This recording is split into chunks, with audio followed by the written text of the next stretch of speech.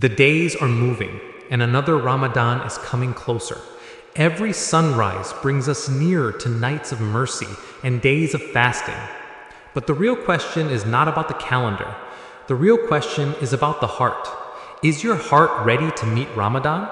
Or is it still busy running behind a world that never satisfies?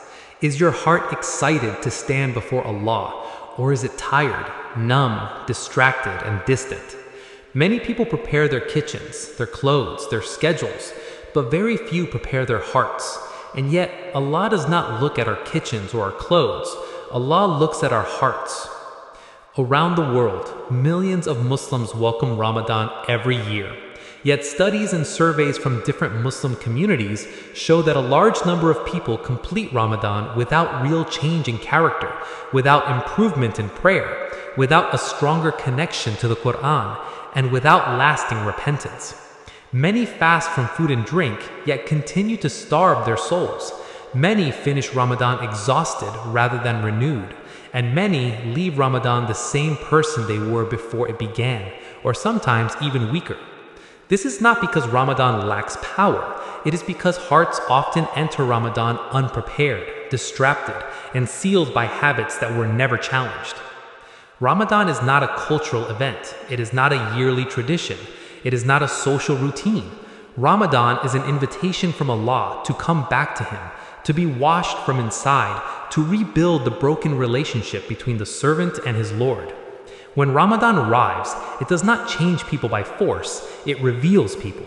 It shows who truly wanted Allah and who only wanted the appearance of worship. It shows who was serious about the Akhirah and who was still deeply attached to the dunya. It shows whose heart was alive and whose heart was only surviving. Allah created the heart as the center of guidance. When the heart is alive, worship feels heavy at first, but sweet at the end. When the heart is sick, worship feels heavy at the beginning and empty at the end. When the heart is dead, worship feels meaningless from start to finish. Ramadan does not create these states, it uncovers them. And this is why some people cry in Ramadan while others complain. Some feel peace while others feel anger. Some increase in patience while others increase in arguments. Some feel closer to the masjid while others feel closer to their beds. The heart does not suddenly change on the first day of Ramadan. The heart enters Ramadan carrying whatever it was fed in the months before it. If the heart was fed constant entertainment, it will struggle with silence. If the heart was fed constant sins, it will resist repentance. If the heart was fed constant laziness, it will find worship unbearable. And if the heart was fed remembrance of Allah, it will recognize Ramadan like a long-lost friend. Ramadan is a month where the doors of mercy are opened, but mercy must be walked toward. Ramadan is a month where the chains of shaitan are tightened, but the nafs is still free. Ramadan is a month where rewards are multiplied, but intentions must still be sincere. Ramadan is a month where hearts are softened, but only for those who allow them to be softened. Look at how we often enter Ramadan, rushing, shopping, cooking, scrolling, arguing, planning everything except preparing the one thing Allah wants most, the heart. We clean our homes but leave grudges in our chests. We decorate our tables but leave envy in our souls. We plan our meals but not our prayers. We count our recipes but not our sins. We worry about thirst but not about a dry relationship with the Quran. We fear hunger but not a heart that no longer trembles at the mention of Allah. A heart that is not ready for Ramadan often shows certain signs. Salah feels rushed, Quran feels heavy, dua feels awkward, tears feel distant, forgiveness feels unnecessary, and the thought of changing habits feels impossible. The heart says, maybe next Ramadan, maybe after Eid, maybe when life slows down. But life never slows down, and Ramadan does not wait. The companions used to prepare for Ramadan months before it arrived, not with shopping lists, but with repentance, not with decorations, but with dua, not with entertainment schedules, but with Quran goals. They would ask Allah to allow them to reach Ramadan, and then ask Allah to accept it from them. Their fear was not whether they would fast, but whether their fasting would reach Allah. Ramadan is coming, with or without your permission. The question is not, will Ramadan arrive? The question is, what kind of heart will arrive with it? A heart that is hungry only for food, or a heart that is starving for Allah? A heart that sees Ramadan as a burden, or a heart that sees it as a rescue? A heart that wants shorter nights, or a heart that longs for longer sujud? A heart that counts the days until Eid, or a heart that counts the moments until forgiveness? If your heart is not ready now, that does not mean it cannot be ready. It means Allah is giving you time before the guest arrives, because Ramadan is not just a month, it is a guest, and a noble guest deserves preparation. And the preparation of Ramadan is not physical, it is spiritual, not external, but internal, not for the eyes of people, but for the sight of Allah. The first step to preparing the heart is honesty. Sit with yourself, without noise, without screens, without excuses, and ask, when was the last time I cried in salah? When was the last time Quran spoke to me? When was the last time I felt shame before Allah? When was the last time I truly thanked Him, not with words, but with obedience? When was the last time I left a sin only because Allah sees me? This honesty may hurt, but it is the pain that heals. The second step is repentance, real repentance, not the kind that lives only on the tongue, but the kind that breaks pride. Repentance is not saying astaghfirullah while planning to return. Repentance is standing before Allah, admitting weakness, admitting failure, admitting addiction, admitting hypocrisy, and asking for a new heart.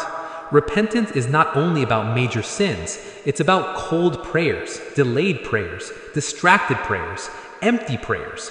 Repentance is about wasted hours, wasted youth, wasted opportunities. Repentance is about hearts that became familiar with disobedience and distant from remembrance. Repentance cleans the heart, and a dirty heart cannot carry the light of Ramadan. You cannot pour pure water into a poisoned cup and expect sweetness. The cup must be washed first, and repentance is the washing of the heart. Cry if you can, and if you cannot, then cry over the fact that you cannot. Ask Allah to give life back to your tears, because tears are not weakness. Tears are evidence that the heart is still breathing. The third step is forgiveness. Ramadan does not coexist with heavy grudges. A heart that carries hatred, envy, arrogance, and resentment is a heart that has no space for Quran. Forgive, even if the other person does not deserve it. Forgive because your heart deserves peace. Forgive because Allah loves those who pardon. Forgive because Ramadan is too precious to waste on people who will not stand with you in your grave. Forgiveness does not mean pretending the pain did not exist. It means refusing to let it control your relationship with Allah. Every grudge is a rope tying the heart to the dunya, and Ramadan came to free you, not to entangle you more. The fourth step is rebuilding the relationship with salah, because salah is the spine of Ramadan. If salah is weak, Ramadan will be crooked. If salah is strong, Ramadan will stand upright. Start now, not in Ramadan. Start now praying on time, praying with focus, praying with awareness, praying with presence. Speak to Allah in sujud, not with memorized phrases, but with your own broken language. Tell Him what frightens you, what tempts you, what exhausts you, what you hide from people. Allah already knows, but He loves when the servant speaks. Do not wait for Taraweeh to meet the masjid. Meet it before Ramadan so it recognizes you. Do not wait for long sujud to speak to Allah. Bow before the guest arrives, because hearts that only wake up in Ramadan often fall asleep again in Shawwal. But hearts that wake up before Ramadan often remain awake long after it leaves. The fifth step is returning to the Quran, not as a book of decoration, but as a book of conversation. Ramadan is the month of Quran, but Quran is not only for Ramadan. Start now, even if it is one page, even if it is a few ayat, even if it is only listening. But return, speak to the Quran and allow the Quran to speak to you. Ask, what does Allah want from me? What is He correcting in me? What is He promising me? What is He wanting me from? Do not rush the Quran to finish it. Let the Quran finish you. The Quran does not change lives that are only recited. It changes lives that are received. Let it enter your choices, your manners, your silence, your anger, your money, your relationships. Ramadan will multiply what you plant now. If you plant seeds of Quran, you will harvest gardens in Ramadan. And if you plant seeds of distraction, you will harvest regret. The sixth step is controlling what enters the heart. The eyes, the ears, and the tongue are doors, and whatever enters through these doors settles in the heart. If you want a heart ready for Ramadan, begin reducing what poisons it. Reduce useless scrolling. Reduce pointless debates. Reduce music that darkens the soul. Reduce content that normalizes sin, because a heart that is constantly fed noise cannot enjoy the quiet of sujud. Replace, not only remove. Replace poison with medicine. Replace noise with Quran. Replace gossip with dhikr. Replace staring with reflection. Replace complaining with gratitude. This is not about becoming perfect, it is about becoming intentional, because Ramadan amplifies what already exists in your routine. The seventh step is increasing remembrance of Allah outside of formal worship. Say Alhamdulillah often. Say Subhanallah often. Say Allahu Akbar often. Not as habits of the tongue, but awakenings of the heart. Remember Allah while walking, while working, while waiting, while struggling. Remembrance softens the heart, and a soft heart absorbs the light of Ramadan quickly. Zikr is not only reward, it is repair. It repairs anxiety. It repairs pride. It repairs forgetfulness. It repairs the invisible cracks that form when the world becomes louder than the akhirah. The more the heart remembers Allah, the more it recognizes His invitations, and Ramadan is the greatest invitation of the year. The eighth step is making sincere dua for readiness. The companions did not rely on their discipline, they relied on Allah. They knew hearts are between the fingers of the Most Merciful, and He turns them as He wills. Ask Allah to prepare your heart. Ask Allah to remove hypocrisy. Ask Allah to make worship beloved to you. Ask Allah to make sin hated to you. Ask Allah to let Ramadan change you, not just entertain you. Ask Allah to let Ramadan heal you, not just feed you. Dua before Ramadan is like plowing the soil before rain.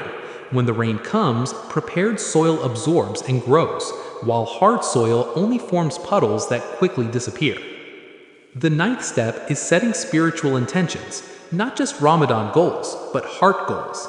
Intend to fix your relationship with prayer. Intend to forgive specific people.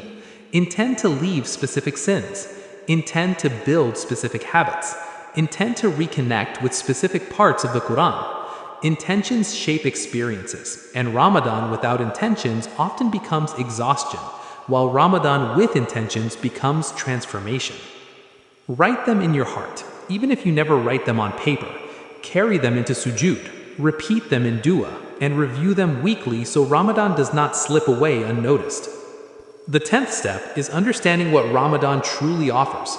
Ramadan offers forgiveness, but only to the one who seeks it. Ramadan offers freedom, but only to the one who struggles. Ramadan offers closeness, but only to the one who walks.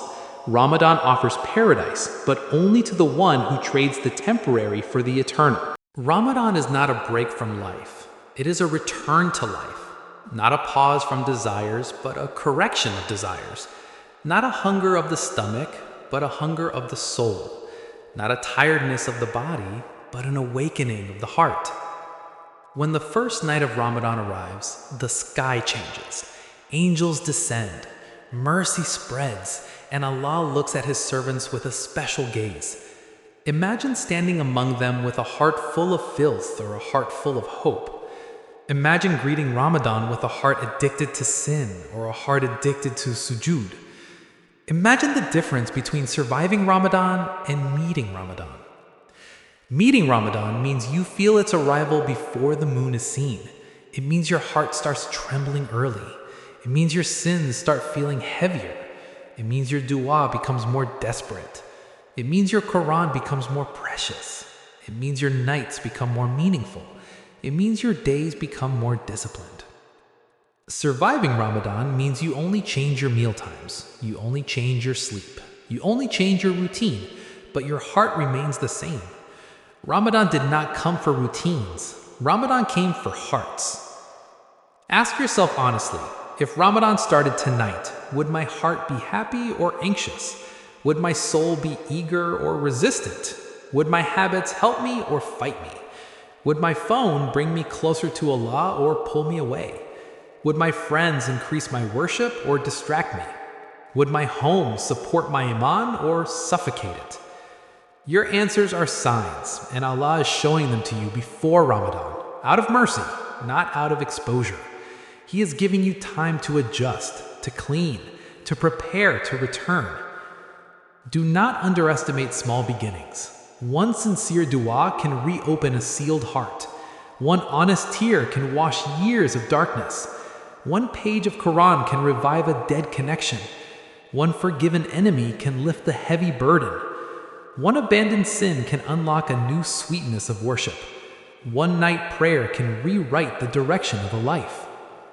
Ramadan is not waiting for perfect people. It is calling broken people. And the only requirement is sincerity. Not strength, not knowledge, not eloquence, but sincerity.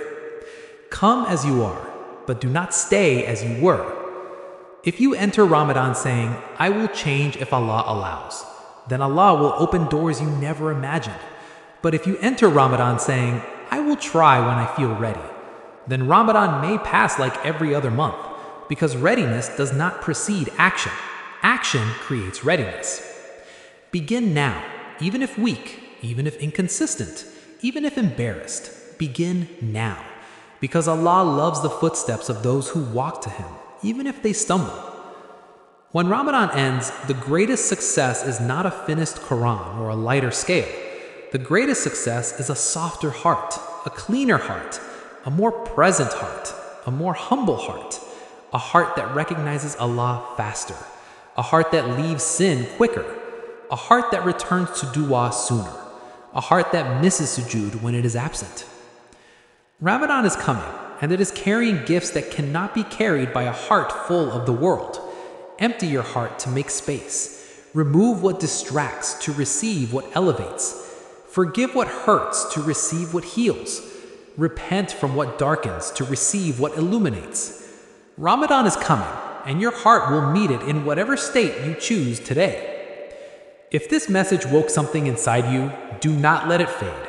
Share it with someone whose heart you care about. And subscribe so we can prepare for Ramadan together and remind each other until the first night arrives.